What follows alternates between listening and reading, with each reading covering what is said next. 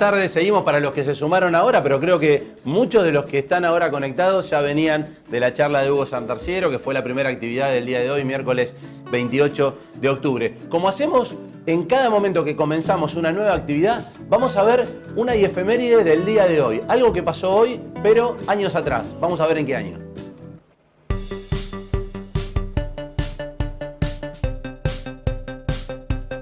Buenas tardes y bienvenidos a una nueva efemérides. Mi nombre es Gonzalo y un día como hoy, pero en 1951, el gran Juan Manuel Fangio gana su primer corona mundial de Fórmula 1 en Cataluña. El argentino Juan Manuel Fangio se clasifica campeón mundial de automovilismo al ganar el Gran Premio de España girando un Alfa Romeo de 1500 centímetros cúbicos. Pero, ¿cómo comenzó este camino? Fangio nació el 24 de junio de 1911 en Balcarce, provincia de Buenos Aires, y empezó a correr en contra de los deseos de sus padres, pero mostraba un entusiasmo y unas entregas tales que los vecinos de su localidad hicieron una colecta y consiguieron dinero suficiente para comprarle un Chevrolet, permitiéndole competir en una carrera nacional. Su debut oficial se produjo el 27 de marzo de 1938 con un automóvil Ford V8 especial, lo que lo llevó a competir en el turismo carretera, ganando este campeonato por primera vez en 1940. Por sus logros en el país y por la ayuda del Estado, Fangio llega a Europa firmando contrato con el esquicial Alfa Romeo. Debutó en la Fórmula 1 en el Gran Premio de Inglaterra, logrando su primer título mundial el 28 de octubre de 1951 en el circuito de Pedralbes en Barcelona, revolucionando al pueblo argentino. Una costumbre que posteriormente se repetiría 4 veces más entre los años 1954 y 1957, siendo el primer piloto en conseguir 5 campeonatos.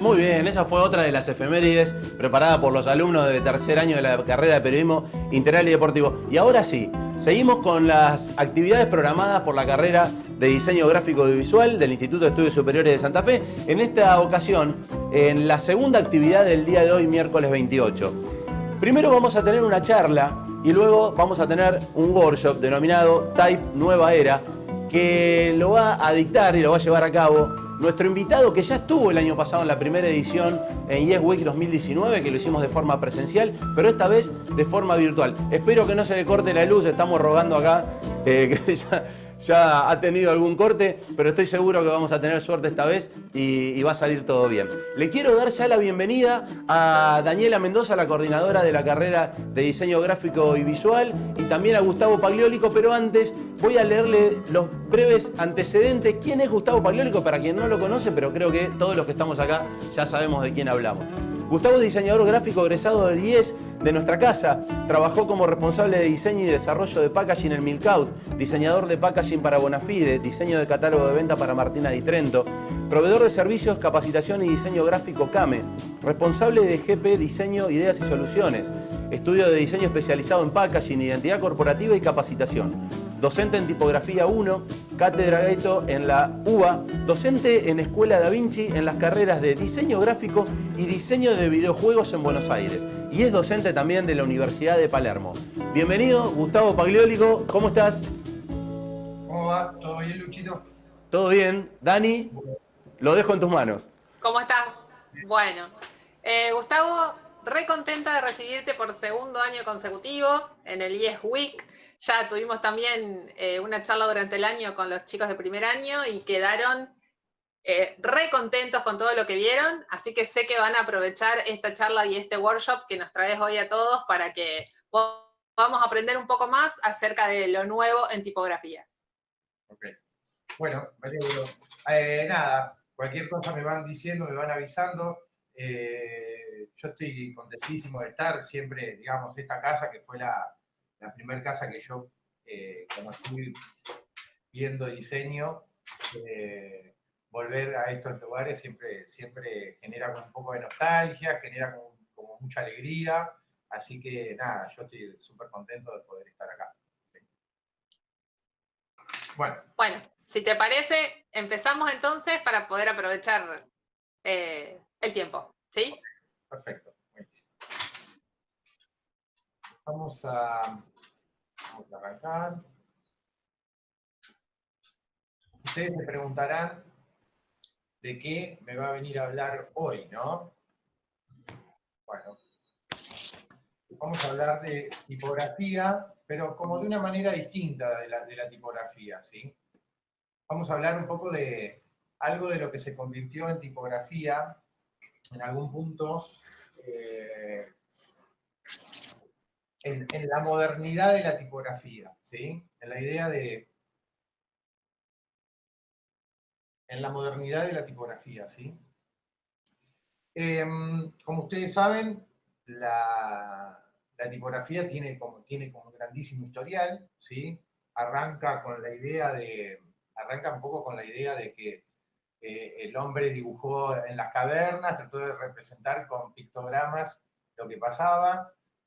Posterior a eso, trató de generar algunos signos para poder representar alguna de esas palabras, que muchas veces venían como de la idea del dibujo, ¿sí? Y posteriormente empezó a generar signos que funcionaban como alfabetos, que tiene que ver con la idea de dibujos, pero que empezó a tener formas de signos de letras que en su momento no eran la forma de las letras que conocemos ahora, claramente, pero en algún momento empezaron a tener formas parecidas a las que vemos ahora, que básicamente en nuestra cultura nosotros tenemos letras que se parecen a las formas de los alfabetos griegos y romanos, ¿sí? Que en su momento se tallaban en una piedra, ¿sí? Y que después se escribieron con plumas y con tinta, ¿sí? Con lo cual, de alguna manera, hubo un cambio generacional evolucionado, ¿no? Y que posteriormente, hace relativamente poco tiempo, van a ver algunas cosas que les voy a mostrar hoy que parece que son como retro, como antiguas, pero que en realidad probablemente pasaron 100 años de eso, y hace 100 años eso era muy moderno, y hoy por hoy sigue siendo muy moderno, ¿sí? Vamos a hablar de la evolución de la tipografía en esta era un poco más geométrica, ¿sí? Con lo cual, un poco la idea del ejercicio que vamos a tener posterior en el workshop va a ser construir tipografía con formas geométricas, ¿sí? Pensar en la idea de módulos y basarnos en la idea de que, por ejemplo, hay un juego bastante conocido, que es no sé si lo conocen, el Tangram, ¿sí? Es un juego bastante conocido, ¿sí? Que también tiene esta cosa como la de los cavernícolas, hacer formas de animales en las piedras. Bueno, nada, esto trajo la modernidad, justamente, la evolución, de poder hacer formas de animales, pero con geometría, ¿sí? Y con la evolución, ¿sí? Vamos a darnos cuenta que esas figuras geométricas estuvieron presentes siempre, van a seguir estando presentes, y que de alguna manera la perfección de la figura geométrica otorga una idea de modernización muy importante, ¿sí? Por eso la charla se llama Nueva Era, ¿no? Porque estamos todavía metidos en esta era que es absolutamente geométrica, ¿sí? Nuestra charla se va a llamar Abstracción Geométrica Tipográfica, ¿sí? Se llama New Era, pero lo vamos a encarar por este lado, y el workshop también lo vamos a encarar por este lado, ¿sí? Como ustedes ven, ahí al costado tenemos un círculo, un cuadrado y un cuarto de círculo, ¿sí? Rotado, girado, para generar una forma que es similar a una A, ¿sí? Hay una característica que tienen los signos tipográficos geométricos, que tiene que ver con que son dificultosos para la legibilidad, porque a veces tratan de reconstruir las formas que ya conocemos, pero a veces, como la forma está tan forzada a la geometría, muchas veces dejamos de reconocer algo de eso, ¿sí? Lo primero que tenemos que aprender y saber cuando manejamos tipografía, ¿sí?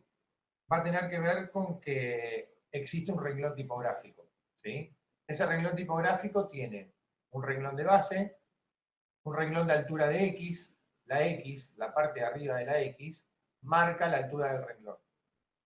Esa altura de X, entre la altura del renglón y la altura de X, vamos a encontrar todos los signos. Los de caja baja, o minúsculas, y los de caja alta, o mayúsculas. ¿Sí? La característica es que la que identifica, por ser el más cuadrado de todos, a veces más rectangular, a veces medio rectangular, ¿sí? Genera el ancho de caja, lo genera la X. ¿Sí? Entonces, por eso se llama altura de X. ¿Sí? Todos los signos de caja baja tienen esa misma altura. ¿Sí? Algunos de caja baja, algunas minúsculas, tienen ascendentes, con lo cual existe una altura de ascendentes. ¿Sí? Y algunos tienen una descendente, ¿sí? Como la P, ¿sí? Que básicamente genera esta idea del renglón de descendentes. ¿Sí? Un solo signo de caja alta, que es la Q, tiene una leve descendente. ¿Sí? Y según la tipografía que elijamos, esa Q va a descender más o menos. Ahora, todas las cajas altas, ¿sí? Todas las mayúsculas, tienen la altura de las ascendentes. ¿Sí? Llegan hasta el renglón de las ascendentes. ¿Sí? Entonces, una P, una B, una D, una Q minúscula, tienen ascendentes, es más o menos el mismo signo, pero cada uno tiene un ascendente o un descendente en algún lugar. Digo esto porque, como vamos a trabajar con letras, vamos a trabajar con letras, con tipografía, lo básico es saber dónde van apoyadas cada una de las letras. ¿Sí? Entender que la A minúscula no tiene la misma altura que la B mayúscula, que la B alta. ¿Sí? Sino que justamente es diferente, la A tiene la altura de X y la B tiene ascendente. ¿Sí? Como la P tiene descendente. ¿Sí? Algunos signos llegan hasta la altura de X, otros pasan y otros bajan. ¿Sí? Hay algo que empieza a pasar con que algunas de esas formas geométricas empiezan a representar formas parecidas, ¿sí? Formas parecidas a letras. ¿Sí? Existe hoy por hoy un diseño muy actual, muy de moda, que tiene que ver con el diseño nórdico. El diseño nórdico es tremendamente geométrico y tiene esta característica de que todas las construcciones son a través de geometrías. ¿Sí? En todas vamos a encontrar algo que tenga que ver con la idea de la geometría. ¿Sí? Y un poco lo que yo les voy a contar también va a tener que ver con esta idea de que vamos a hacer como un repaso de un poco histórico, ¿no? de algunas cosas. Y contextuales también, ¿no? Y arrancamos con esto como de lo moderno, ¿no? De la modernidad que otorga la geometría en sí misma, ¿sí? Y que al jugar con esas partes de la geometría, ¿sí? Vamos a poder encontrar algo que se parezca a forma de letras, o en este caso, por ejemplo, de números. ¿Sí? Que vamos a tener criterios de módulos. ¿Sí? Esos módulos van a ser cuadrados, o triangulares, o circulares. ¿Sí? Y que a la vez esos módulos los vamos a poder particionar. No mucho, pero los vamos a poder empezar a particionar. Entender que un círculo, cortándolo en 4, me quedan 4 círculos, cuartos de círculo. ¿Sí? Y que probablemente si yo a ese cuarto de círculo, que tiene una base en el cuadrado, que entra perfectamente adentro del cuadrado,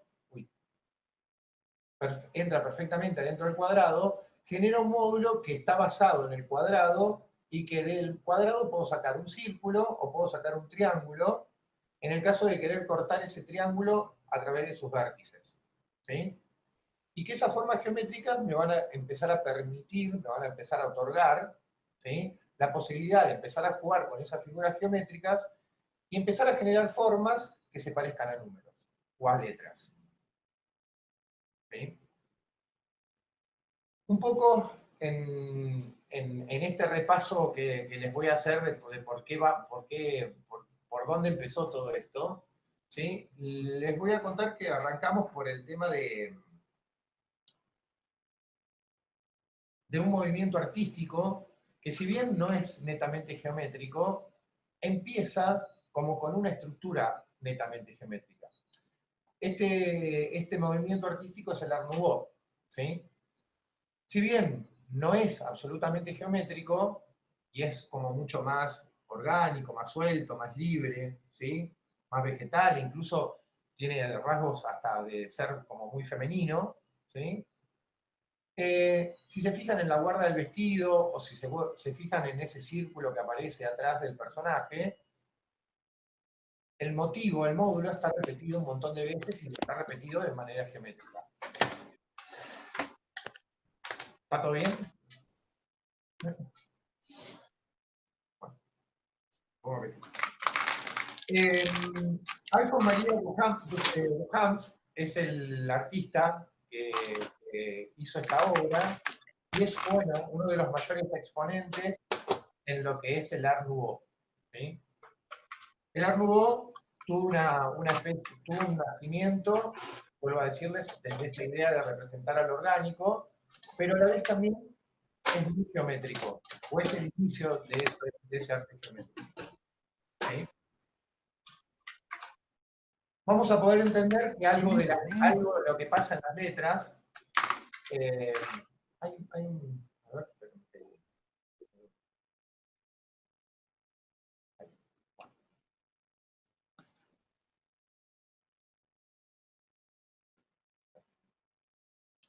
algo de lo que pasa en las letras tiene esta idea de la soltura, ¿no? Tiene esta idea de la soltura. La soltura claramente la otorga la curva, ¿sí? Y algo de lo que pasa con esa soltura también tiene que ver con la idea de lo geométrico. Para poder regularlo y que quede con un peso sólido, necesita exponerse ante la geometría, ¿sí? Y que también pensar que con estos módulos podemos otorgar la forma de la letra, podemos encontrar la forma de una letra, ¿sí? La forma de las letras básicamente radican en la herramienta con la que son trazadas, ¿sí? Digo, la forma de la letra cuando se cincelaba sobre un mármol o sobre una piedra tenía una forma, ¿sí? Todas las formas que ustedes ven que son más puntiagudas empiezan a tener que ver con esa forma, con esa característica, ¿no? Posterior, con la aparición de la pluma, ¿sí? La pluma, al trazar, al escribir, la pluma se escribe con un ángulo, y al escribirse con un ángulo, genera finos y gruesos, ¿sí? Con lo cual, esos finos y gruesos, en función del ángulo con el que se escribe en la pluma, genera la forma de las letras que conocemos hoy, ¿sí? Posteriormente, con la aparición de la imprenta, ¿sí? Los tipos móviles, por eso le llamamos tipografía, ¿sí? Los tipos móviles, de alguna manera, traen la posibilidad de que eso que antes se hacía a mano, eso que antes un libro se transcribía completo a mano, empieza a poderse reproducir en serie, ¿sí? Que es justamente a través de los tipos móviles, esos pedacitos de hierro o de madera, ¿sí? Que tienen una letra, que se van acomodando uno al lado del otro, que se forma una caja, una estructura, se entinta, se le pone un papel encima, se le hace presión y queda impresa la página, ¿sí? El inicio de la tipografía, ¿sí? La característica del inicio de la tipografía. Esas primeras tipografías, de alguna manera, trataban de imitar la tipografía que se escribía a mano, ¿sí? Casualmente, el primer libro impreso es la Biblia, ¿sí?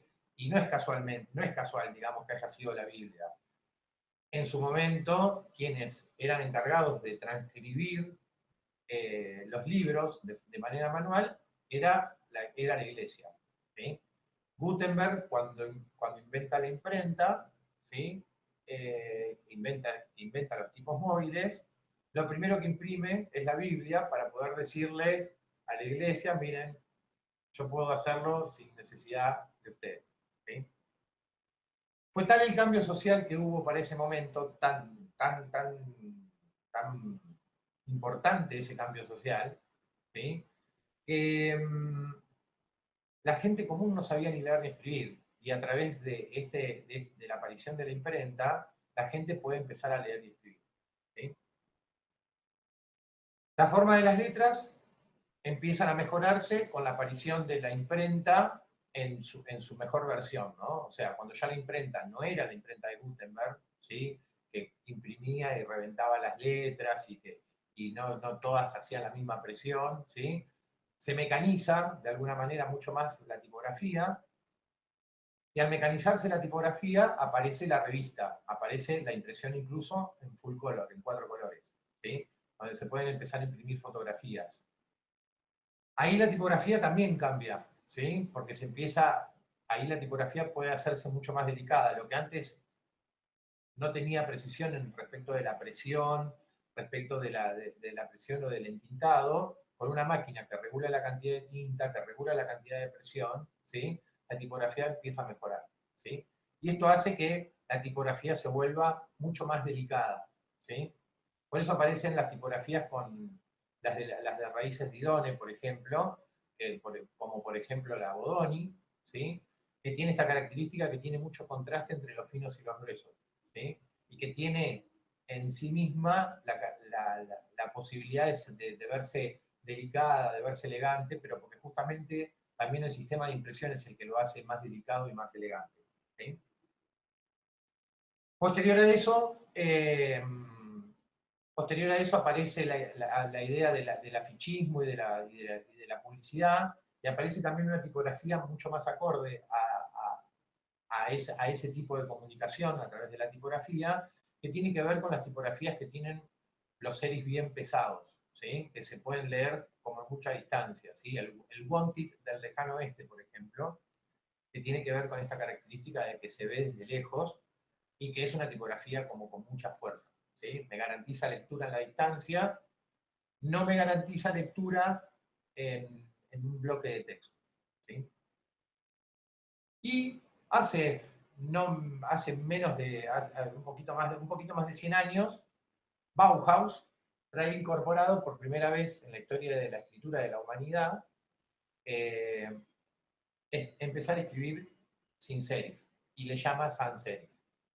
Dentro de los cuales los sans serif que hay distintos tipos de sans serif, ¿no? Están de acuerdo al formato de la estructura del signo, ¿sí? Están las grotescas, que parecen más góticas, que son como más alargadas, más estiradas. Aparecen las neogrotescas, que tienen que ver, su principal exponente es la helvética, la universe, ¿sí? Aparecen las humanistas, que son parecidas a las que son más viejas, con mucha diferencia entre grosores de bastón, pero que no tienen serif. Y por fin aparecen las geométricas, ¿no? Que justamente responden a figuras netamente geométricas. Un poco vamos a hacer hincapié, quería contar esto para decir, bueno, nada, el proceso, las letras han ido evolucionando, ¿sí? Y esto de la geométrica, en algún punto, tiene que ver con la parte más moderna de las letras, ¿sí?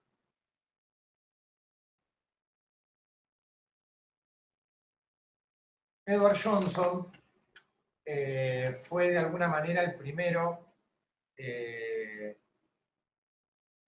que trató de construir de esa base de esas letras antiguas, generar algo que se pareciera de alguna manera a darle una formalidad a la letra, ¿sí?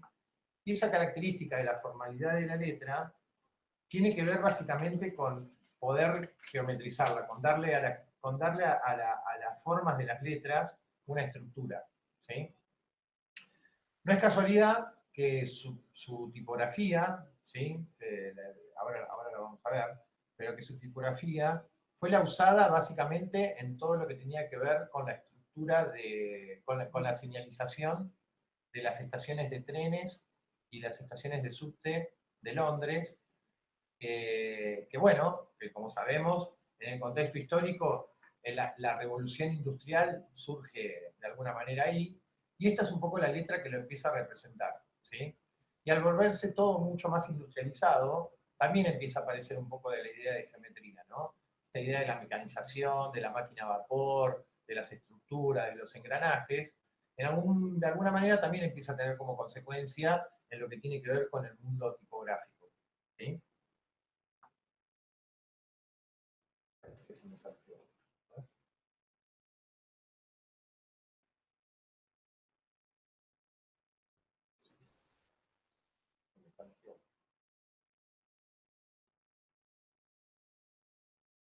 Obsesivo, yo no. Parece que lo voy a pasar.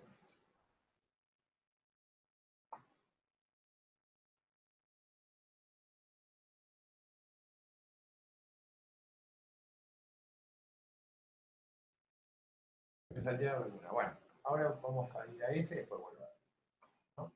Entonces, Edward Johnson, ¿sí? Edward Johnson crea la tipografía del tren y le pone railway, ¿sí? Que es el camino de rieles, ¿no? Que tiene que ver justamente con que hay algo de eso, ¿sí? Estamos hablando de hace mucho tiempo atrás, hay algo de eso que, si lo vemos en la forma de las letras, claramente hay una tremendísima geometría, ¿sí? Tiene un ayudante que es Eric Gill, que crea la tipografía, la Gill Sans, ya que todos conocemos, ¿no? Que tiene una fundamental raíz geométrica. Vamos a ir a una anterior.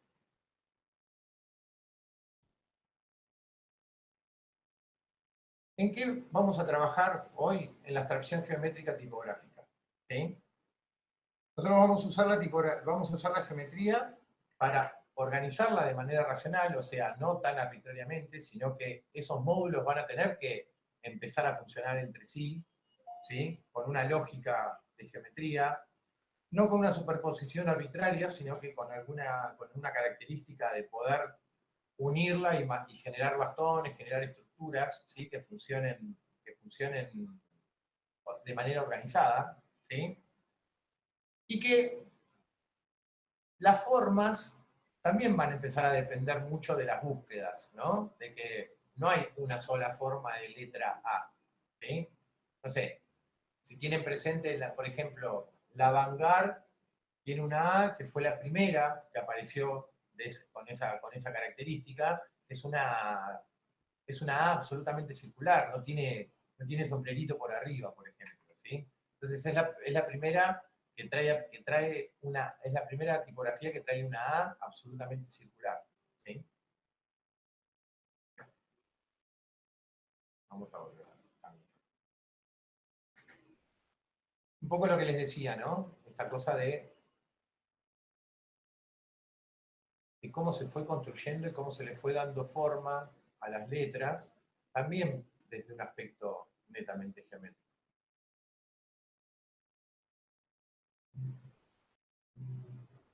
En esa misma época, y en realidad antes también, ¿sí? Toda la parte de la comunicación también tenía que ver con la geometría, ¿no? Porque tenía que ver con esto que decía yo recién de la industrialización, ¿sí? Este es un afiche de iluminación y también me hizo acordar a la idea de la iluminación que se hacía sobre las tipografías en los libros antiguos, ¿no? Las letras capitulares, vieron que te recontra decoraba la tipografía, bueno, nada. Esto viene inspirado de ese lugar, desde esa parte más icónica, más gráfica, más ilustrativa, ¿sí? Que también se viene a quedar en este momento para poder comunicar mensajes de productos, ¿sí? Y que las estructuras que maneja también tienen que ver con la geometría, ¿sí? Todo lo que pasaba en esta época tenía que ver con la geometría, ¿sí? Nada, ya en esa época, a ustedes a esto seguramente les parecerá un poco antiguo, pero la temática también sigue siendo actual, ¿sí? Generemos nuestros propios alimentos, ¿sí? No comamos tanto importado, ¿no? Con esta idea de la importación, de lo transportado por el barco y de lo que podés generar vos con tu pala, ¿no? Y de que eso, que es más sano comer lo que vos te produzcas en algún punto, ¿no? La geometría también empieza a colaborar en lo morfológico para poder dar mensajes, ¿sí? Y acá tenemos un genio, ¿sí? Abraham Gaines, que en colaboración con la tipografía, con la de Johnson, ¿sí? que aparece por acá mezclada, genera un afiche netamente geométrico para el zoológico de Londres, ¿sí? Está auspiciado por el subte, y la representación del animal de vuelta aparece como en un lugar geométrico, ¿no? Y de vuelta en esta comparativa con el animal de la caverna, ¿no? Con el que intentó dibujar el cavernícola, con el jeroglífico de los egipcios, y con este nuevo animal, ¿no? Que tiene que ver con que es un animal nuevo, mucho más moderno, es de otra época, ¿no? De otra época histórica, claramente, ¿sí? Y lo más llamativo que tiene por ahí el afiche es que a través de esa geometría empiezan a aparecer formas que se parecen a letras, ¿sí? Entonces vemos abajo de todo, en 3 colores, el logo del zoológico, que se vuelve netamente geométrico, ¿sí? Bueno, un poco la idea de esto es mostrarle que con la geometría no es que solamente la O puede ser absolutamente un círculo, existen otros tipos de O, ¿sí? Y también deberá tener que ver con la búsqueda que hagamos de esas formas, ¿sí? Un poco la charla y el workshop posterior tiene esta intención, ¿sí? Como les mostraba el de la pala, ¿sí? La geometría se vuelve protagonista al momento de contar historias y de enviar mensajes, ¿no? Por eso les estoy hablando de geometría, les estoy hablando de comunicación, les estoy hablando de contexto social, y también les estoy hablando de cómo la geometría se va a volver tipografía, y cuál es el sentido también, ¿no? Nada, un ojo interno en el espacio cerrado de la mano, que habla de que si fumás, te vas al cajón, ¿no? Como nada, un mensaje abordado netamente también desde lo geométrico. Hay varios movimientos, ¿sí? propios, hay varios movimientos que usan la geometría, más o menos todos de la misma época, ¿sí? Probablemente hayan escuchado nombrar, a lo mejor a Malevich no lo tenga tan en cuenta, pero seguramente escucharon hablar alguna vez de Mondrian, ¿sí? La característica de los cuadros de Mondrian es que aparecen todos rectángulos o cuadrados con algunos bloques de color, ¿sí? Que aunque parezca que son solo cuadrados y rectángulos y que no hay formas circulares, las estructuras sí están pensadas de formas circulares, ¿sí? Que tiene que ver básicamente también con la idea de la proporción áurea, ¿sí? La proporción áurea también tiene un basamento en la estructura de la geometría, ¿sí? Y pensar la idea, ¿no? de la geometría, del módulo, ¿sí? De la idea de la abstracción de la forma, del arte abstracto también incluso. ¿Por qué?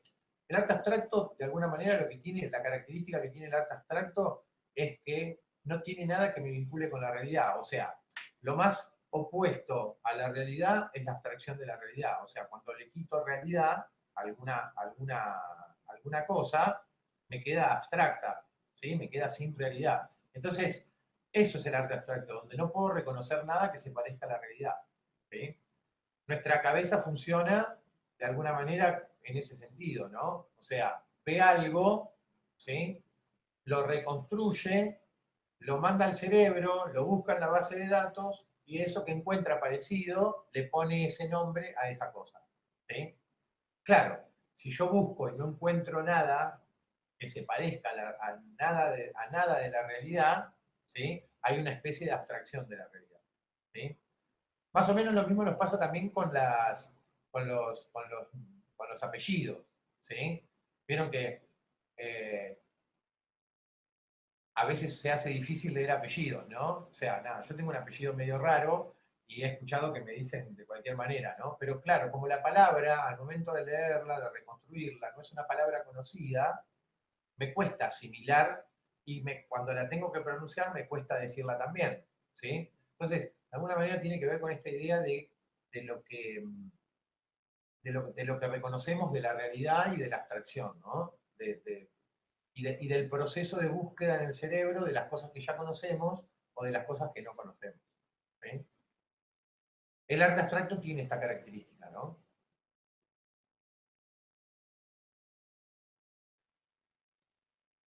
Junto con Mondrian aparece un estilo muy propio de esta época, que es el Stiegl, el de Stiegl, ¿sí? Que es ahí, este es como, como el afiche que representa de alguna manera a esa muestra, que fue una de las muestras que generó de alguna manera esta idea de esta vanguardia tan geométrica, ¿no?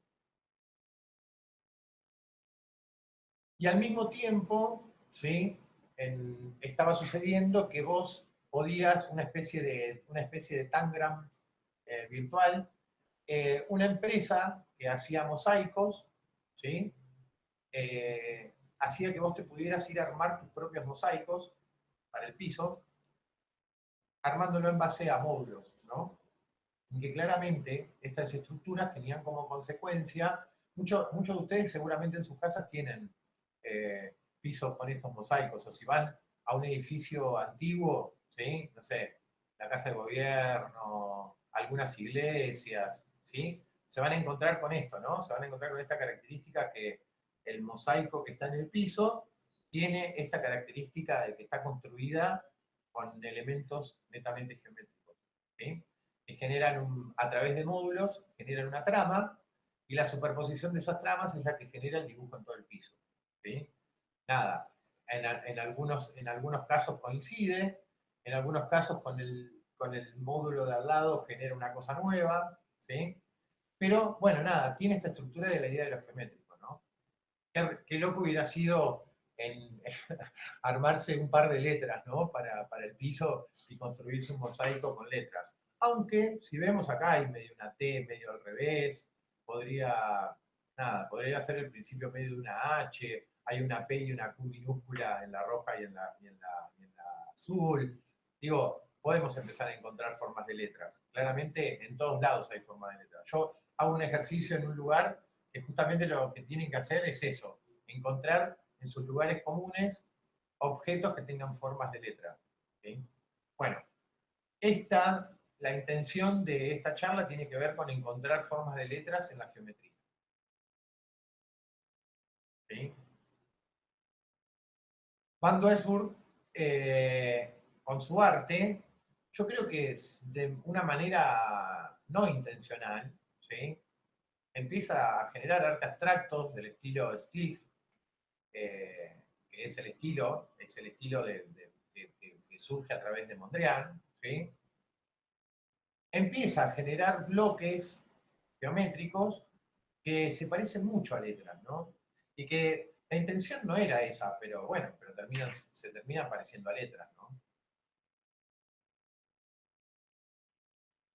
Y un poco todo lo que sucedía en ese momento, más o menos en los 30, 40, ¿sí? En los años 30, en los años 40, estamos hablando, imagínense que estamos hablando de menos de 100 años atrás, ¿sí? Todo, esto, para el momento, era tremendamente futurista, tremendamente moderno, y hoy también lo sigue siendo, ¿sí? No es que quedó allá en el pasado, esto también sigue. Digo, yo, yo recibo una radio así, la compraría, la recibiría de regalo, a mí me parece que está como muy buena, ¿no? Pero lo que priorizaba en el momento tenía que ver con la idea de la geometría. Y un poco la geometría, un poco más estructurada, un poco más estructurada, viene a través de la idea del Art Deco. Consecuencia del Art Nouveau, que tenía que ver con ser un arte un poco más orgánico. Son dos vanguardias que de alguna manera suceden más o menos al mismo tiempo y que la verdad es que no duraron mucho tiempo, pero que marcaron tanto la situación de la modernidad que hoy es casi como, en el diseño es casi diría, yo creo que recomiendo Art Deco y Art Nouveau por lo menos 5 veces por semana. Ir a ver Art Deco y Art Nouveau por lo menos 5 veces por semana, porque realmente tiene, en el Art Deco o en el Art Nouveau encontramos cosas que representan muy bien esta época. ¿Sí? Esas teteras, si bien tienen 100 años, ¿sí? Para el momento eran tremendísimamente modernas, y en algún punto parecen un poco retro, parecen un poco viejas, pero también se siguen viendo modernas, ¿no? Más o menos lo mismo pasa con las sillas. Los dos principales exponentes del Art Deco fueron Macintosh y ahora vamos a ver en su representación más nacional, vamos a ver un arquitecto que es Salamone, que tiene unas obras tremendamente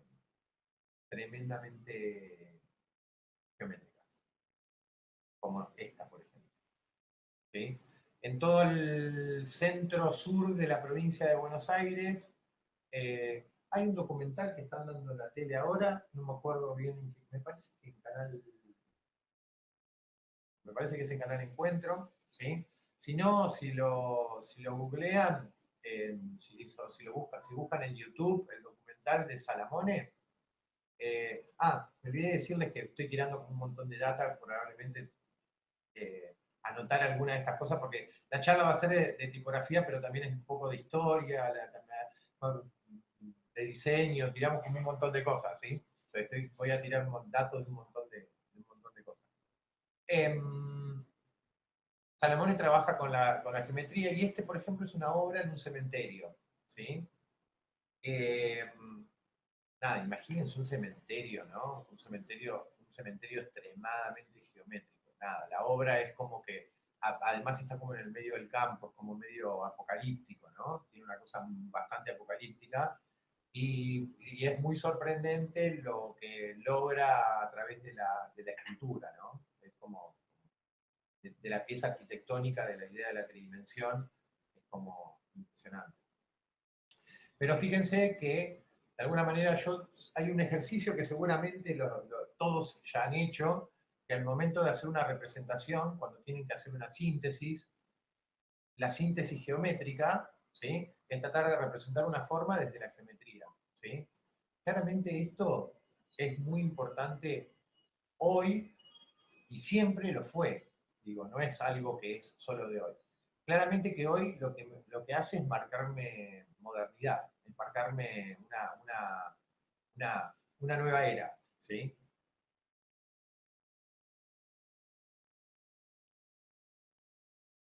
También del Art Deco hay eh, representaciones mucho más decoradas, mucho más, no un cementerio, sino que mucho más importantes, como es el Chrysler o el Rockefeller Center, no sé, Nueva York tiene mucho de Art Deco, ¿sí? Y que tiene que ver de vuelta con lo mismo, ¿no? Con esta idea de la geometría, la presencia absoluta de la geometría, ¿no? Los medios círculos, los triángulos metidos adentro, ningún triángulo no coincide con el otro, las ventanas de los cuadrados no terminan en cualquier lugar. Coincide con la ventana circular, que la ventana circular coincide, la forma de adentro coincide con la forma de afuera, y las formas que van decreciendo también tienen que ver con las formas anteriores. O sea, nada, hay una geometría, hay una matemática, hay un planeamiento, hay una regularización, ¿sí? Y hay una organización, que era un poco esto que decía al principio, que tiene que ver con este planteo de estructura, ¿no? Digo, hasta las decoraciones, que se vuelven mucho más orgánicas, también empiezan a exponerse a la geometría.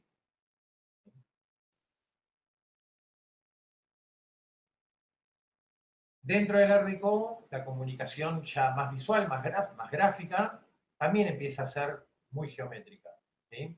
Y empezamos a ver letras que se empiezan a formar como con pedazos de triángulo, o con círculos unidos con bastones, o con medios círculos, ¿sí? O con triángulos invertidos, o con un cuadrado, con un bastón que, si lo parto a la mitad, empieza a generar el bastón más fino, ¿sí? Bueno, estas cosas empiezan a suceder. ¿sí?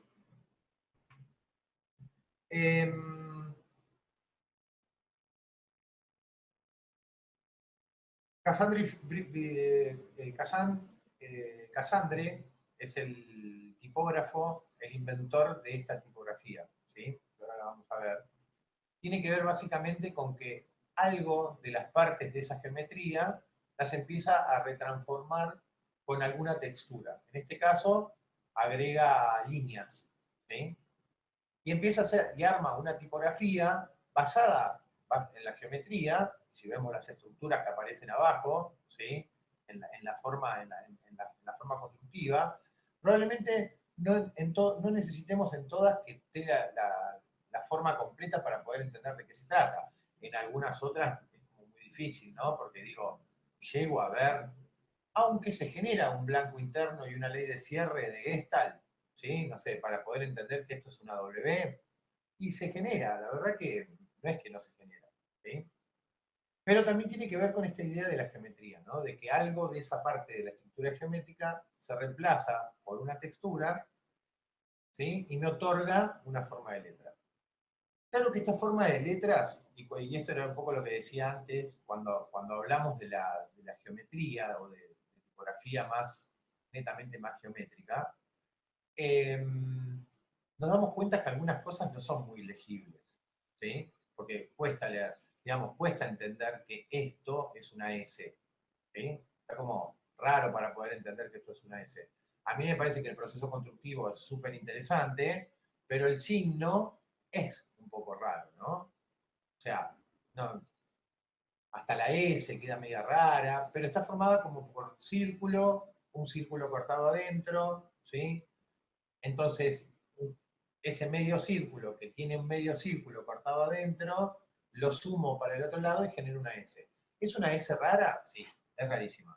Las formas de las tipografías demasiado expuestas a la geometría son formas que son difíciles de leer. No usaría nunca esa tipografía para un bloque de texto, claramente. Sí, pero sí lo podría usar para un título. ¿Okay? De hecho, para la misma época, eh,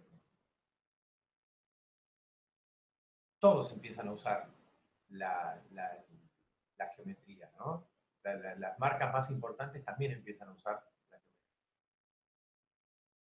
Las empiezan a mezclar, que esto también me parece que es interesante, las empiezan a mezclar con algo un poco más orgánico, ¿sí? Que tiene que ver con la idea de mezclarla eh, con una ilustración, ¿sí? Para ablandar un poco tanta geometría.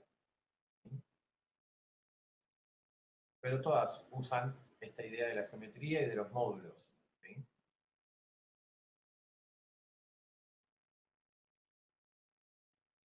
Y aparece, posterior al Art Deco, una nueva vanguardia artística que se llama abstracción geométrica, ¿sí? Liderada por Kandinsky y por Polessel. ¿Sí? Yo les tiro todos estos datos porque digo, no conocer a estos artistas y la influencia que tienen en nosotros hoy es como quedarse un poco afuera también, ¿no? Porque no pensar que algo de la geometría no termina siendo importante, si bien hay una especie de mezcla, ¿no? Que hay algo que tiene que ver con una cosa un poco más orgánica, ¿sí? Y que tiene que ver un poco más con la libertad, ¿sí? Y la geometría, que es un poco más rigurosa, matemática, ¿sí? Lo que sí, estamos inmersos en un mundo que está hablando de tecnología y de geometría todo el tiempo, ¿sí? Con lo cual, conocer de estos referentes, que fueron los primeros que empezaron a trabajar con la geometría pura, empieza a ser como súper importante, ¿sí? Y como estos artistas en su momento, como no existía la profesión del diseñador gráfico, al que le encargaban de alguna manera la tarea de la comunicación visual, era a los artistas, ¿sí? Y estos artistas, de acuerdo al contexto histórico y a lo que estaba de moda en ese momento, generaban comunicaciones visuales de forma artística con los elementos con los que estaban trabajando o con los que sabían manejar. ¿Sí? Entonces también armaban publicidades básicamente de productos, ¿sí? Y armaban tipografías que, si bien la verdad que las formas son medias raras, ¿no? O sea, esas A, la verdad que quedaron como con un ancho de caja feo, la M es media rara, es como muy linda la R, ¿sí? El bastón, el descendente de la R me parece como súper interesante, pero bueno, nada, es tremendamente geométrico, ¿no? Todo lo que pasa y lo que sucede tiene que ver con la idea de la geometría, ¿no? Si miramos las de arriba, son más geométricas todavía, ¿sí? Tiene que ver más con la forma de las estructuras de geometría.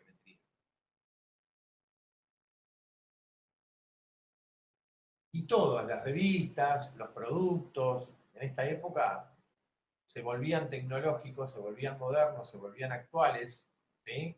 Cada vez que aplicaban geometría. ¿Sí? Y la forma constructiva de la geometría tenía que ver con trabajar con parámetros, ¿sí? Con parámetros que se repetían, ¿sí? No había un círculo más grande y un círculo más chico, ¿sí? No había un bastón más grueso que el otro, ¿sí? Había ciertos parámetros modulares de módulos, ¿sí? Mismas estructuras, mismos cuadrados, mismos formatos, ¿sí? Que se repetían y que con eso se formaban tipografías. Con la llegada del futurismo, ¿sí? Con un representante muy importante, que ahora lo vamos a ver, Marinetti, ¿sí?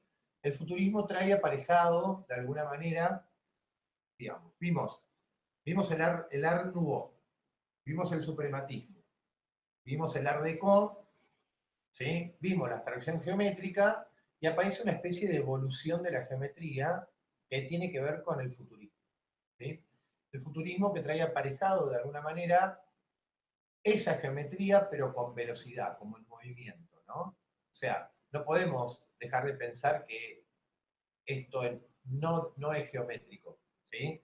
Es un geométrico más suelto, ¿sí? Pero claramente tiene sus basamentos en la geometría, ¿sí? El futurismo traía aparejado esa idea, ¿no? Un poco de la libertad, eh, ¿sí? Y de que lo más moderno ahora es no ser tan estructurado, sino que soltar un poco, ¿no? Volverlo un poco más suelto y darle un poco más de velocidad, ¿sí? Porque justamente en ese momento lo que pensaban, no sé, Marinetti y la gente de ese movimiento, lo que pensaban era tratar de representar cómo se iba a ver el futuro, ¿sí? Y se imaginaban un futuro con mucha velocidad. Y nunca se imaginó que íbamos a estar metidos adentro de nuestra casa 7 meses sin movernos, ¿no? Pero bueno, nada, la situación de la realidad misma, ¿no? Bueno, en realidad, si no estaríamos en movimiento, ¿sí? Yo vivo en una ciudad que claramente tiene muchísimo movimiento, ¿sí? Que es acá en Buenos Aires. Y nada, estoy contento igual de estar tranquilo acá, pero bueno, nada, también estoy esperando que venga un poco algo de la norma. Nada, la gente ni se me hubiera imaginado que eso pasaba, ¿sí? Y así como del otro lado del mundo, del otro lado del charco, pasaban esas cosas, acá en Argentina también pasaba algo con el futurismo, ¿no? Álvaro Yunque crea la tapa de este libro, ¿sí? Barcos de papel, donde no podemos pensar que la tipografía no tiene un basamento netamente geométrico, tiene una soltura, ¿sí? Pero claramente es una estructura netamente geométrica, ¿sí? No importa si, a ver, no estaría importando mucho si es netamente estructurado, ¿no? O sea, si algo se suelta y si la forma se suelta en base a lo geométrico, me parece que eso lo vuelve como mucho más interesante, mucho más rico visualmente, ¿sí? Y morfológicamente, claro.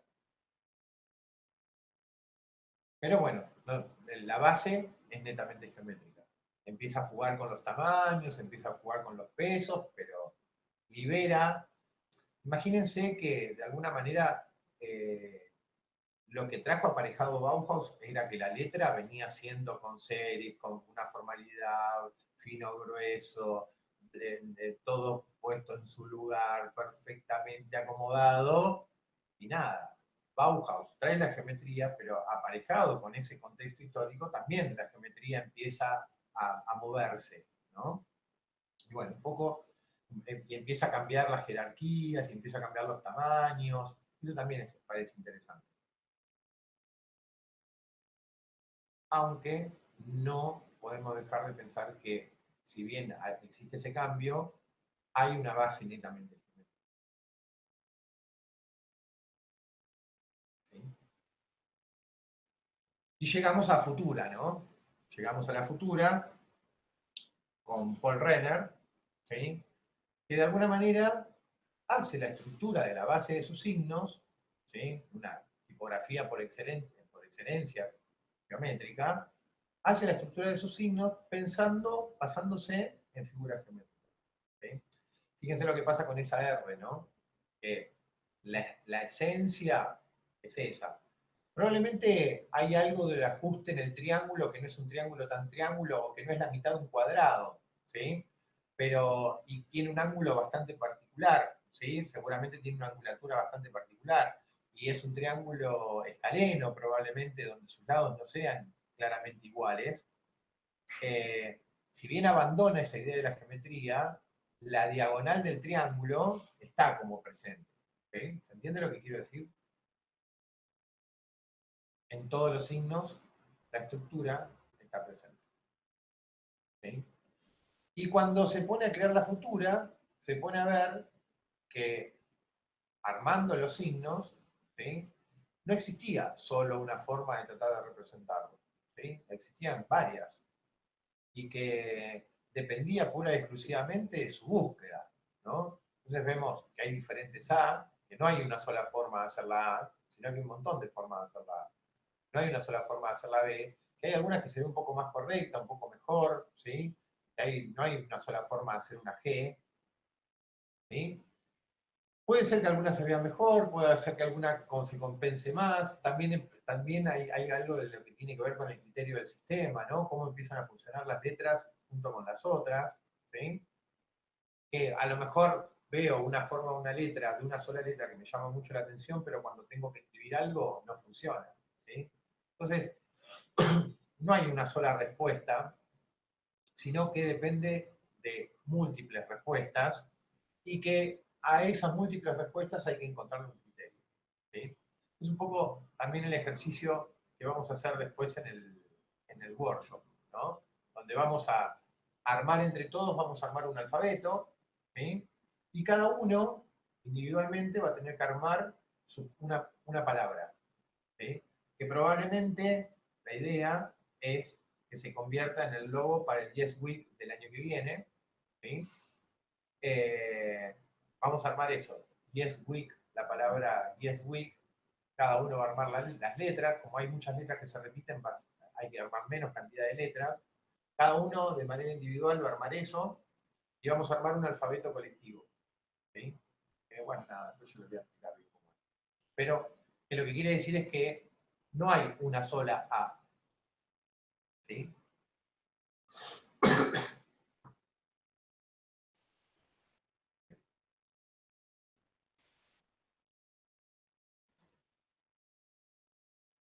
Un juego interesante para conocer, una posibilidad interesante para conocer desde la geometría, un poco se lo mostraba al principio, es este juego, el Tangram, ¿no? Y con esas formas geométricas puedo armar un montón de cosas, un montón de formas y un montón de objetos, ¿sí? ¿Qué pasaría si el Tangram lo uso para armar letras? ¿No? Un poco ese es el desafío. E incluso la idea de que existe, hoy por hoy, un Tangram virtual, ¿sí? Donde yo puedo empezar a armar cosas.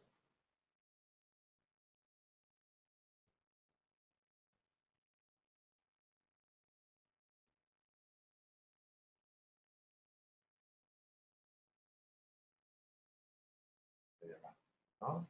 Puedo empezar a jugar desde acá.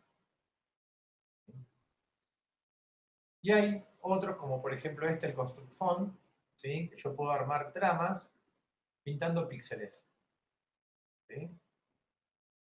Este necesita...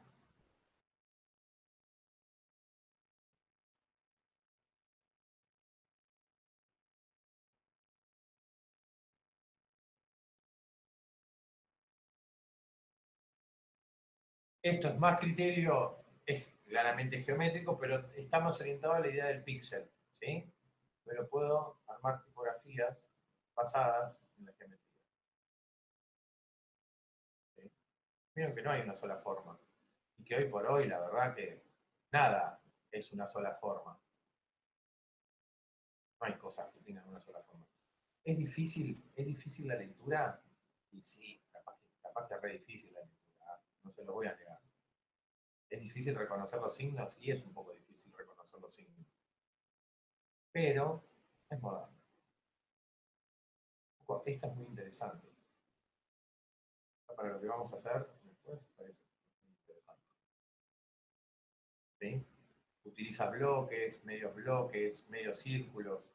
¿Sí? Muy interesante. Ahora, yo me imaginaría la O circular. Sin embargo, a ver la O.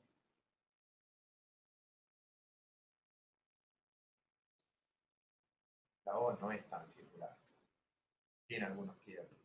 ¿Sí? Eso es lo que empieza a ser como interesante también, ¿no? Bien. Después se los paso.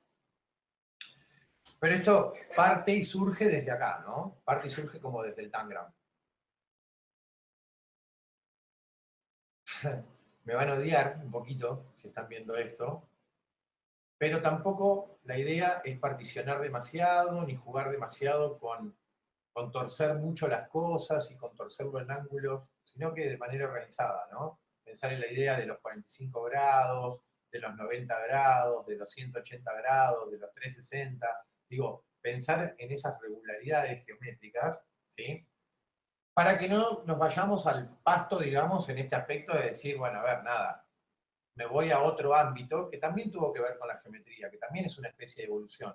Venimos del futurismo, venimos de Bauhaus y nos vamos al op art, ¿no? Que tiene que ver ya con el arte, con la geometría en movimiento, ¿no? Donde esto parece que todo el tiempo se está moviendo, ¿no? Tanto que me marea, tanto que tengo que mirar para otro lado porque si no me mareo un poco, ¿no?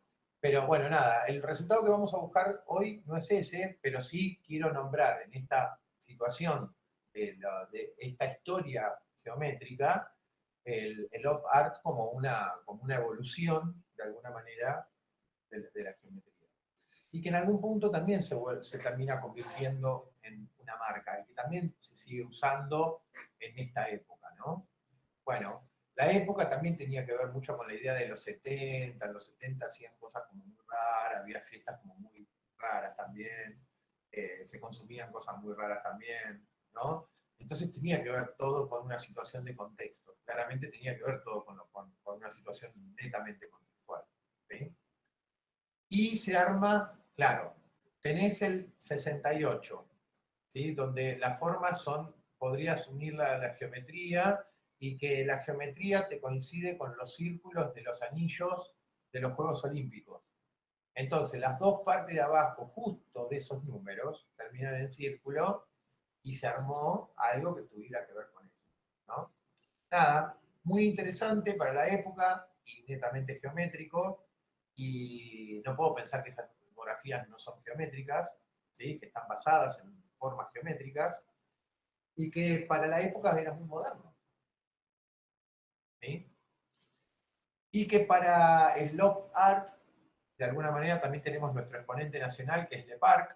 Hasta hace poco tiempo, el año pasado, hubo durante casi todo el año, una muestra de él acá en el Centro Cultural Kirchner, que tuve la oportunidad de ir 85.000 veces, me fui a ver la muestra porque eran como 4 pisos, con nada, con un montón de experiencias desde de la geometría. Después googleenlo porque es como muy interesante todo lo que él hace, que también se basa en la geometría y es como nuestro representante argentino en un representante argentino que no ha sido poco a nivel mundial en el OPAC. ¿Sí? Y de acá ya vamos a Beyer, a Albert, ¿sí? Donde de alguna manera la geometría la empiezan a incorporar en la construcción de la tipografía. ¿Sí? Y que esa geometría, en algunos casos es netamente geométrico y en otros casos a la geometría la empiezan a usar para regularizar morfologías. ¿Sí? Se empieza a usar para que la forma de las letras tengan la consecuencia de una buena lectura, de una función, o sea, se empieza a priorizar la idea de que la letra se lea, ¿sí? Y que para que la letra se lea tenía que exponerse también a la gente. ¿Sí? Y empiezan a aparecer cosas como extremadamente geométricas, que un poco, de alguna manera, lo que buscamos después con el workshop tiene que ver con esto, ¿no? Tiene que ver con decir, bueno, a ver, ¿cómo genero la N con cuartos de círculo? ¿Cómo hago para generar un alfabeto completo solamente con cuartos de círculo? ¿Sí? ¿Qué hago? ¿Superpongo? ¿A qué altura lo superpongo? ¿A dónde puede ir esa superposición? ¿Cómo genero? Básicamente las tipografías también tienen forma geométrica, ¿sí? La A mayúscula tiene una forma triangular, ¿sí? Que bueno, habría que ver cómo genero una A mayúscula sin que necesariamente termine siendo triangular, ¿sí? Quizás forzo esa situación. O sea, tenemos signos que son netamente circulares, tenemos signos que son netamente cuadrados y tenemos signos que son netamente triangulares, ¿sí? Bueno, ¿cómo empiezo a generar eso? ¿No? Nada, muy interesante este planteo de un alfabeto, ¿sí? Una W con diagonales, pero que también podría ser una W, la M, de alguna manera también puede ser, la M dada vuelta también es una W. Y a mí me parece un poco más formal esta que torcer en una diagonal un círculo que no sé si el ángulo es de 45 o de 90. ¿Sí? Pero bueno, nada, existen distintas posibilidades. ¿Sí? Pensar en que un cuarto de cuadrado con un cuarto de círculo lo puedo unir, ¿sí? Y puedo unir dos cuadrados más y hacer el bastón vertical de la B larga, y unir dos cuartos de círculo o medio círculo para hacer las dos panzas de la B. ¿Sí? Y esto que, si lo veo, me parece extremadamente moderno, fue hecho a principios de siglo, o sea, fue hecho hace 101 años. Esto cumple 101 años. ¿Sí? Em, Sin embargo, tiene un nivel de actualidad infernal. ¿Sí?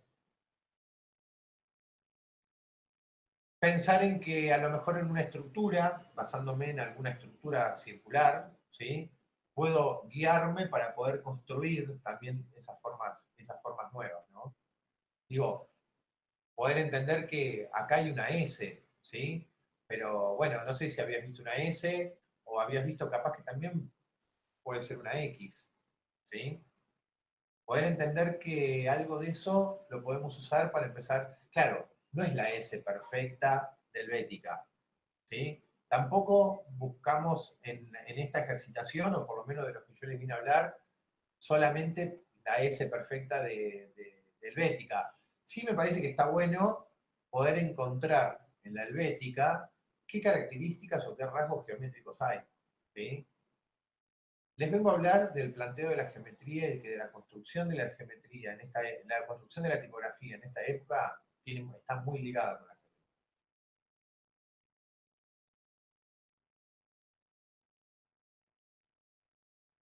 ¿Sí? Probablemente está bien, los triángulos no son iguales, pero poder entender que las bases de la forma de las letras también tiene que ver con estructuras netamente geométricas. Trochut, que es un español, generó para la época, esto era principios de los 40, ¿sí? Finales de los 30, principios de los 40, generó el supertipo veloz, que era una especie de plantilla con algunos módulos, que de esos módulos salían toda la forma de las letras. ¿Sí? Esos módulos son con inspiraciones geométricas, ¿sí? Y que de alguna manera eran los patrones para poder construir otras formas de letra. ¿Sí? Trochut se murió y se quedó el hijo, ¿sí? Y el hijo sigue manteniendo esta idea de proyecto y otros proyectos más, Alan Trochut, que después lo pueden buscar, ¿sí? Y para la época tenía que ver con empezar a formar, para la época en la que lo inventa había como una crisis, la guerra se había llevado todo, ¿no? Entonces había crisis económica, había crisis artística, había crisis tipográfica, ¿sí? Y en algún punto esa crisis tipográfica lleva al invento del tipo veloz, ¿no? Tuvo que empezar a ver cómo puedo empezar a vincular esas formas, ¿sí? Y cómo en esa combinación de esas formas no hay un solo resultado, porque no es el letraset que viene con una sola S, no con una sola R, sino que acá, en base a las formas geométricas, vos podías empezar a combinar montones de cosas, ¿sí? Bueno, un poco es esto el ejercicio, ¿no? No porque tengo un círculo, mi círculo va a ser O. ¿Entiende lo que digo? No porque tengo un cuarto de círculo, mi forma va a tener que ser netamente circular. Probablemente pueda generar otras formas. ¿Sí? Bueno, un poco las marcas, las estructuras de las grillas, ¿no? Yo, nada, me dedico mucho a todo lo que tiene que ver con diseño de marcas, y en el diseño de marcas, una parte importante en la estructura para que el signo marcario quede sólido, es necesario exponerlo a la geometría, ¿sí? Entonces, si hago un ISO o si hago un logotipo, si hago un isotipo, lo tengo que exponer a la geometría. Si hago un logotipo, de acuerdo a la incursión que haga en la tipografía, probablemente también, ¿sí? Pero también tengo que tener en cuenta que gran base de esa estructura tipográfica ya viene con algún rasgo geométrico aplicado. ¿Son todas geométricas? No. ¿Son todas grillas? No. ¿Son todas modulares con píxeles? No. Bueno, algunas sí y otras no, ¿sí?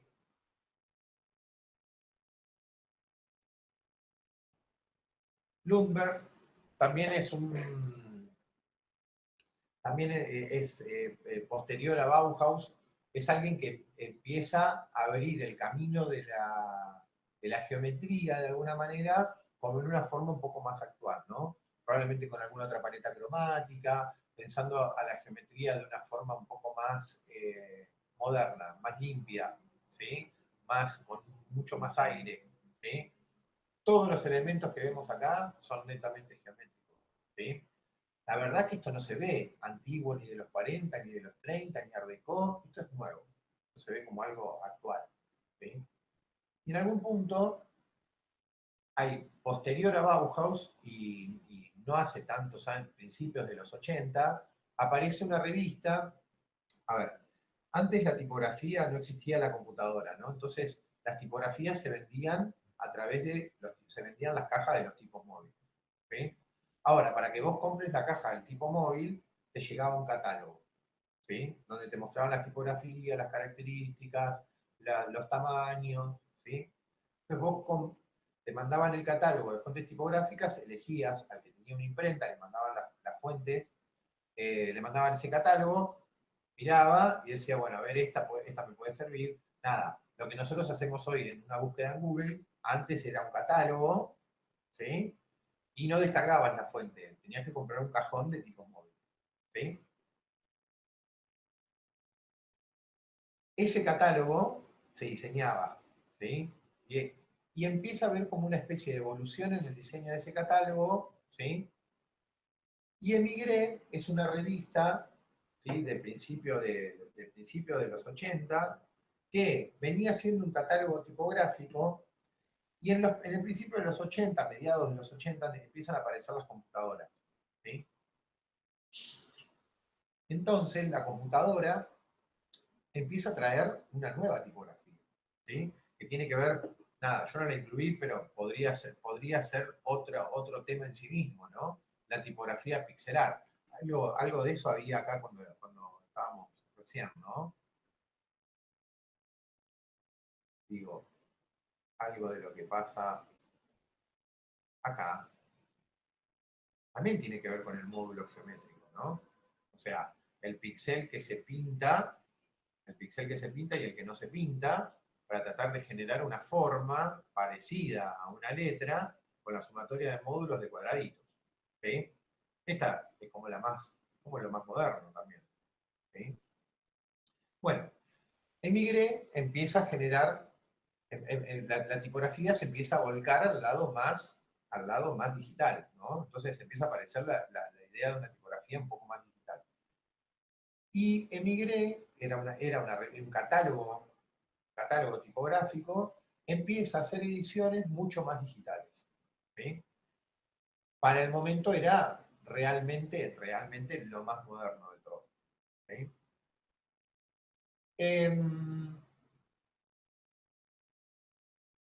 Esta es una tipografía de Migré, ¿sí? Era esta revista, que también era una fundidora, ¿sí? Donde el carácter es netamente geométrico, y fíjense qué raras que son las N, ¿no? Cómo se banda el renglón, cómo se ponen súper puntiagudas, ¿sí? O cómo se abren las patas de la M, ¿sí? Pero porque tenía que ver con tratar de ajustar la geometría, tratar de... La forma de la letra de la N no es así, ¿sí? O no era así conocida, y ahora empieza a ser una nueva posibilidad que pueda ser de esta manera. ¿Sí? ¿Sí? O, por ejemplo, estas K. Digo, ¿podré generar una K que se vaya de mi renglón y que tenga esta característica geométrica? Sí, no hay problema, eso se puede, claramente se puede hacer.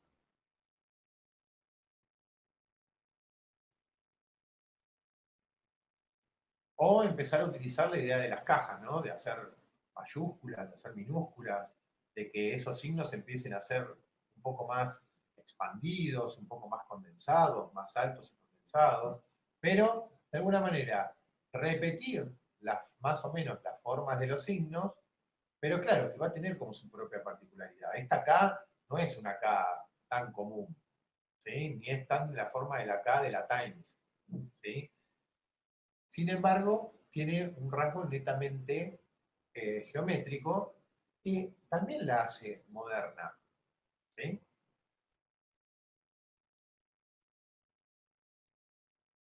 Un poco lo que les decía antes, ¿no? Esta idea de la estructura, de la grilla y del módulo que se repite como si fuera un píxel. Y claro, vamos a perder legibilidad. Si priorizamos la geometría, perdemos legibilidad. Por eso, las geométricas, ¿sí? Por eso las tipografías geométricas nunca pueden ser usadas para bloques de texto, porque son de muy difícil lectura. ¿Sí? Para bloques de texto uso la Helvética o la Garamond, ¿sí? Que están diseñadas justamente para eso, para la lectura, pero geométrica se vuelve difícil. ¿Sí? Y también poder entender que si las letras responden básicamente a una figura netamente geométrica, la relación entre las figuras me otorga el tema de las distancias que empieza a haber entre las formas geométricas, ¿sí? Entre esas formas de letra. Eso es lo que se llama interletrado o kerning, ¿sí? Que también necesita un ajuste, porque si no, parece que la palabra queda, si yo no hago ese ajuste entre las distancias, de los espacios entre las letras, ¿sí?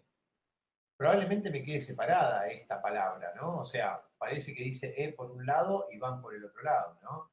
Ese blanco hace que se separen, que parezca una separación de palabras. Entonces, tengo que empezar a regularizar la interletra. Que la interletra no es una medida, ¿sí? No tiene que ver con tomo una distancia y dejo del otro lado lo mismo, sino que tiene que ver con algo un poco más óptico, ¿sí? Empiezo a separar las letras para que los espacios se empiecen a equilibrar entre sí. Un laburazo tremendo ese, pero, pero es así como se mide la interletra, ¿no? Es como tenemos que aprender a generar la interletra.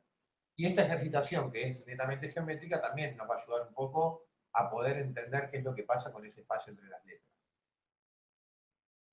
¿Sí? Y bueno, y traer un poco la tipografía más a la realidad de hoy, ¿no? El estudio Aumenta genera esta tipografía, que es netamente geométrica, para un evento muy importante de España, ¿sí? Genera tramas, genera signos, y la verdad es que no podemos dejar de pensar que esto no se ve súper moderno, súper actual. La R, si bien tiene una base geométrica, es bastante gestual, ¿no? La N se ve linda y sin embargo es un cuarto de círculo sumado a 2 cuadrados. ¿Se entiende lo que digo? O sea, la G se ve como súper moderna y es geométrica, es geometría pura, está basada en la geometría pura, pero se ve como súper moderna, súper actual. ¿Sí? Empezar a ver desde dónde empiezo a unir estas formas, ¿no? Que las puedo calar, que las puedo...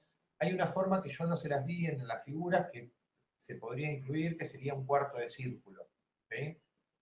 Que me parece, el cuarto de círculo se lo di. Un círculo completo que tenga el tamaño de un cuarto de cuadrado. Eso también podría ser una figura interesante. ¿Sí? Porque puedo resolver varios signos desde ahí también. ¿Sí? Pero fíjense que de alguna manera también está como súper regularizado, ¿no? No es que cualquier cosa está en cualquier lado, que cualquier cosa está inclinada de cualquier manera, sino que la geometría está perfectamente armada y estructurada, ¿sí? Y calculada. Y la verdad es que si lo traigo a la realidad de hoy, son cosas que se ven modernas, actuales. ¿Sí? Pensar si esta estructura, ¿sí? Si esta estructura no está conteniendo formas acá adentro, ¿sí? Piensen qué formas hubiera acá adentro. ¿Qué letras hay? Hay S, hay T, ¿cómo es la forma de la T? ¿Cómo es la forma de la N? ¿Cómo es la O? ¿Sí? Probablemente basarse en la idea de una grilla geométrica también nos traiga algo una mejor manera de resolverlo, ¿no? Y lo que les decía antes, que no hay un solo resultado para la geometría, ¿sí? Digo, probablemente con las mismas cantidades de módulos e incluso agregando distintas texturas, puedo empezar a tener distintos resultados. Fíjense, el resultado es de la estructura de la grilla y no usa una cosa distinta de la que usa el resto. Usa exactamente los mismos parámetros, ¿sí? El resultado no es uno solo. Súper modernos, súper modernos, un estudio de diseño que además es una productora de música, diseña tipografía, nada, increíble, de Designer Republic, genera cosas, ¿sí? Genera personajes, genera tipografías, la verdad es que se ven súper actuales. La verdad es que se ve como tremendamente moderno, y no es otra cosa más que geometría. ¿Sí? No deja de ser otra cosa más que aplicar geometría. Hacen también música electrónica, entonces también como que todo tiene bastante que ver entre sí. Muy moderno. Y cuando ya todo eso traspasa y nos empezamos a vestir con estas cosas, como que nos encontramos como que decimos, wow, ¿no? Hasta dónde llega y hasta dónde va a seguir, porque las formas geométricas no se terminan nunca, o sea, es algo que va a seguir estando y es como la presencia como más importante de este momento y va a seguir estando, no se va a ir nunca. ¿Sí? Un poco esto es, también un poco para ir cerrando, ¿sí? Un poco es esto lo que yo les propongo para el workshop, ahora en un ratito, ¿sí? Tiene que ver con esto, ¿no? Agarro esas figuras y probablemente en no más módulos que 2 módulos de ancho por 3 módulos de alto, con las figuras que tengo, netamente geométricas, las empiezo a vincular, a unir, y empiezo a generar algo que se parezcan a formas de letras. ¿sí? Que tengan un carácter netamente geométrico, ¿sí? Pero que empiece y que no tenga un solo resultado, ¿no? Digo, probablemente no va a tener un solo resultado. ¿Sí? La geometría va a estar y va a quedar siempre. ¿Sí? Un poco esto es lo que, ya les digo, lo que viene en el workshop. ¿Sí? Armar un alfabeto entre todos, yo les doy el parámetro inicial, les doy la A inicial, y ustedes, cada uno va armando un signo, ¿sí? Y armamos un alfabeto que después se puede construir en fuente tipográfica y que lo podemos instalar en nuestra computadora, que no es tan difícil hacer eso. Y es algo colectivo, ¿no? Es algo colectivo, donde de alguna manera está bueno que empiece a tener algunos parámetros en común, que guarde algunas características en el renglón, ¿sí? Pero bueno, nada, construir algo entre todos me parece a mí como, hoy me parece que es como súper interesante. ¿Sí? Pero tendrá que ver con esto, ¿no? Con la sumatoria de estos módulos y de que tenga una esencia en su raíz geométrica. ¿Sí? ¿Cuál es la mejora? La verdad que no hay una que sea mejor o peor. Yo creo que todas pueden funcionar, ¿sí? Y bueno, deberá depender con la que nos quedamos o la elección que hagamos, ¿no?